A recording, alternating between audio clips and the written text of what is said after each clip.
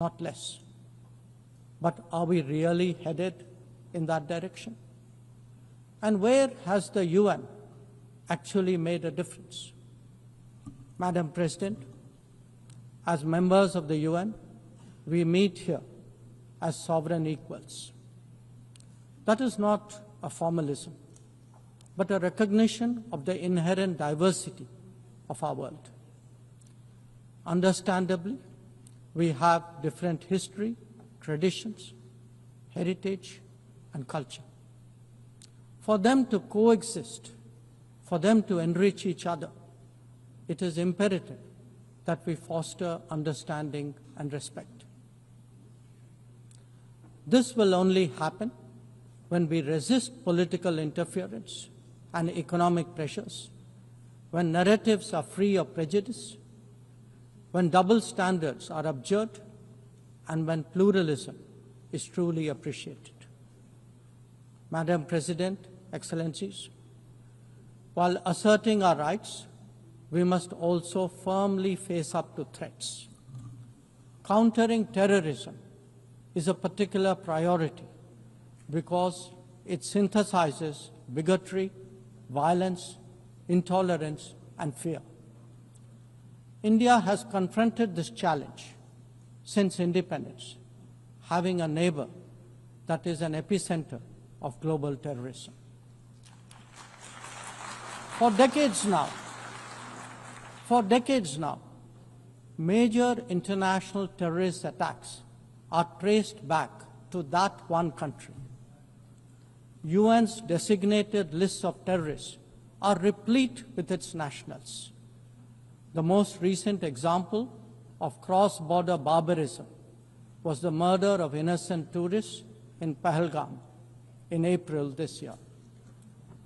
India exercised its right to defend its people against terrorism and brought its organizers and perpetrators to justice. Because terrorism is a shared threat, Madam President, it is essential that there is much deeper international cooperation.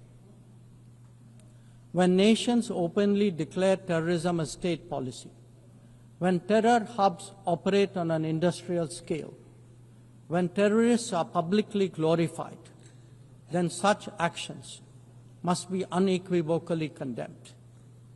The financing of terrorism must be choked, even as prominent terrorists are sanctioned. Relentless pressure must be applied on the entire terrorism ecosystem. Those who condone nations that sponsor terror will find that it comes back to bite them. Madam President, an objective report card will show that the UN is in a state of crisis. When peace is under threat from conflicts, when development is derailed by lack of resources, when human rights are violated by terrorism, the UN remains gridlocked. As its ability to forge common ground diminishes, belief in multilateralism also recedes. Central to the erosion of the UN's credibility has been resistance to reform.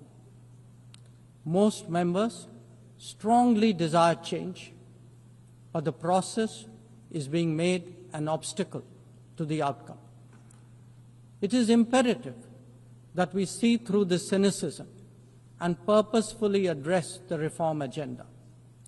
The historical injustice done to Africa should be redressed. Both permanent and non-permanent membership of the Council